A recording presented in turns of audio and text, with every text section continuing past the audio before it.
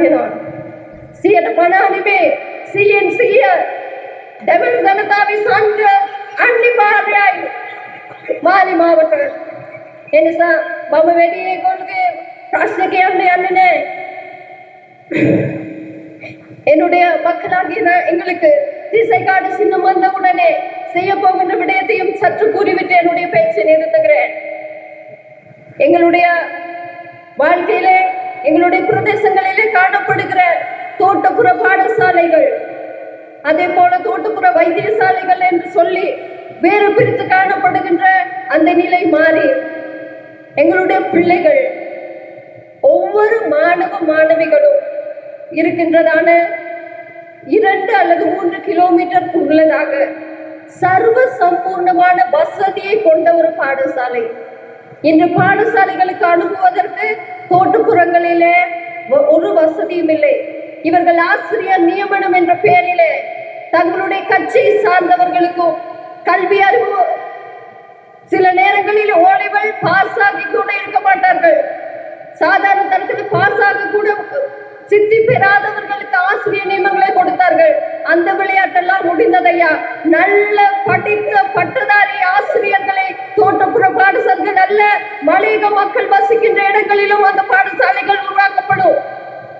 அதே போலவே எங்களுடைய வாழ்க்கையிலே நாங்கள் விசேடமாக உணவிற்கும் சுகாதாரத்திற்கும் கல்விக்கும் அளிக்கப்பட்டிருக்கிற அத்தனை வரிகளும் நீக்கப்படும். எனவே நாங்கள் வாழலாம்.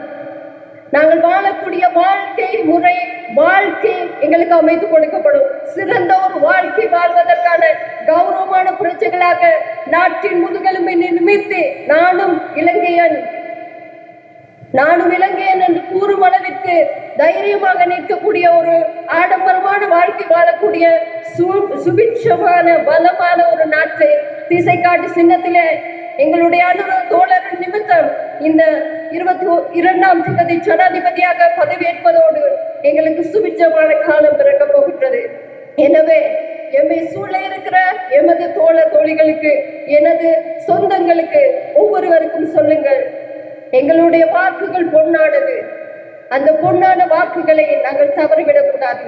நாங்கள் சரியான ஒருத்தரை இத்தனை வருடமாக மற்றவர்களுடைய பேச்சை கேட்டு, வாக்கு வங்கிகளாக மற்றவர்களுடைய பேச்சை கேட்டு நாங்கள் இன்னும் எங்களுடைய நிலைமையிலே அதே லயன் வாழ்க்கை மாற்றி இருந்தால் மாற்றுவதற்கான எல்லா வாய்ப்புகளும் இருக்கும்.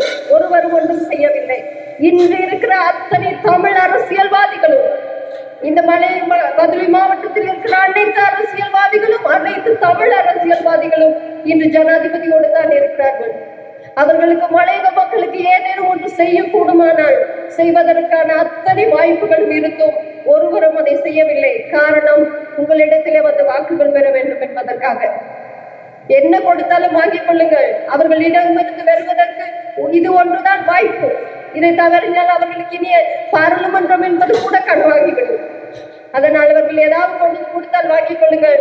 ஆனால் வாக்களிக்கும் போது, வாக்களிக்கும் நிலையத்துக்கு போகும்போது இந்த திசைகாட்டு சின்னம் அனுர தோழருடைய பெயரையும் திசைகாட்டு சின்னத்தை நன்கு அவதானித்து அதற்கு வாக்களியுங்கள். வெற்றி பெற செய்வோம், நாமும் வெற்றி பெறுவோம், தேசத்தை வளமாக்குவோம், கௌரவமான பிரஜைகளாக வாழ்வோம்.